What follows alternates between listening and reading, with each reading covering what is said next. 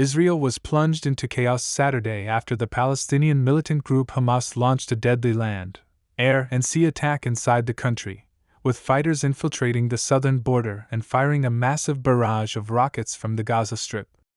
"We are in a war," Israeli Prime Minister Benjamin Netanyahu declared in a video on social media. He ordered strikes on Gaza and called for an extensive reserve mobilization as the nation responds to the unprecedented incursion. At least 150 people in Israel have been killed, according to local officials. Gaza's health ministry said 198 people were killed after Israeli airstrikes there, with another 1,610 injured. Hamas fighters captured a number of civilians and soldiers as hostages, with fighting ongoing in southern Israel many hours after the operation began, the Israeli military said. President Joe Biden condemned what he called an appalling assault against Israel by Hamas terrorists, and said that Israel has a right to defend itself and its people. He added, "My administration's support for Israel's security is rock solid and unwavering." The militant group Hamas, which rules Gaza, said it was behind the operation and dubbed it Al-Aqsa Flood. The Hamas incursion, stunning in its boldness and complexity, marked a major escalation of its conflict with the Israeli government. "Enough is enough," the elusive leader of the group's military wing, Mohammed Deif, said in a recorded message that called on Palestinians to join the fight. "This is the day of the greatest battle to end the last occupation on earth," he said, adding that 5,000 rockets had been launched. The militant group said it had taken a large number of hostages, including senior Israeli officers. Western leaders lamented the outbreak of violence. Biden said the U.S. unequivocally condemns this appalling assault against Israel by Hamas terrorists from Gaza. He said he told Netanyahu in a call that, "We stand ready to offer all appropriate means of support to the government and people of Israel. Terrorism is never justified. Israel has a right to defend itself and its people.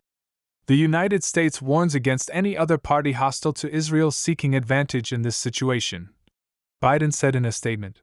European heads of state, including German Chancellor Olaf Scholz and French President Emmanuel Macron, excoriated Hamas and expressed solidarity with Israel. Israel in chaos. Itamar Ben-Gvir, Israel's security minister, declared a state of civil emergency, giving police additional powers to carry out raids and arrests. Across Israel's Route 3, a highway 15 miles north of Gaza, police armed with assault rifles fanned out across roads, checking cars for gunmen trying to pass farther into the country. Highways across the country also emptied out except for emergency vehicles, as security forces erected checkpoints for passing traffic.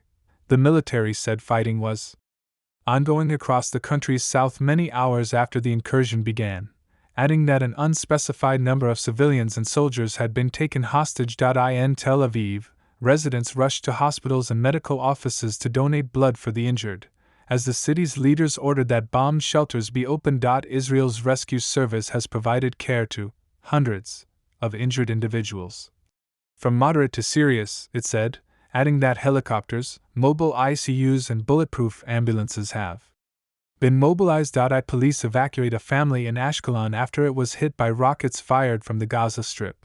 Safar Abayav/AP. The violence follows weeks of heightened tensions along Israel's volatile border with Gaza, and heavy fighting in the Israeli-occupied West Bank, but also years of unresolved grievances over the treatment of Palestinians that have long threatened to erupt. The Israeli military confirmed that an infiltration had occurred in several locations near the Gaza barrier in southern Israel. It ordered residents to remain indoors. Israel has built a massive fence along the Gaza border meant to prevent infiltrations. It goes deep underground and is equipped with cameras, high-tech sensors, and sensitive listening technology. Israel and Egypt imposed a blockade over Gaza after Hamas seized control of the territory in 2007. There have been 4 wars since then, most recently in 2021. There have also been numerous rounds of fighting between Israel and Hamas and other smaller militant groups based in Gaza. The blockade, which restricts the movement of people and goods in and out of Gaza, has devastated the territory's economy.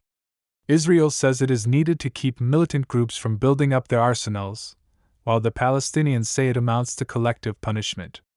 Saturday's stunning developments come at a crucial moment, as Israel pursues what would be a landmark deal to normalize relations with Saudi Arabia that is being brokered by the United States. Any new outbreak of fighting is likely to strain that process and pose a major foreign policy challenge for Biden as he pursues re-election in 2024. The assault follows a period of heavy fighting in the West Bank, where nearly 200 Palestinians have been killed in Israeli military raids this year, according to UN Mideast envoy Tor Wensland. Israel says the raids are aimed at militants, but stone-throwing protesters and people uninvolved in the violence have also been killed. Palestinian attacks on Israeli targets have killed over 30 people so far in 2023, Wensland said in an August briefing to the UN Security Council.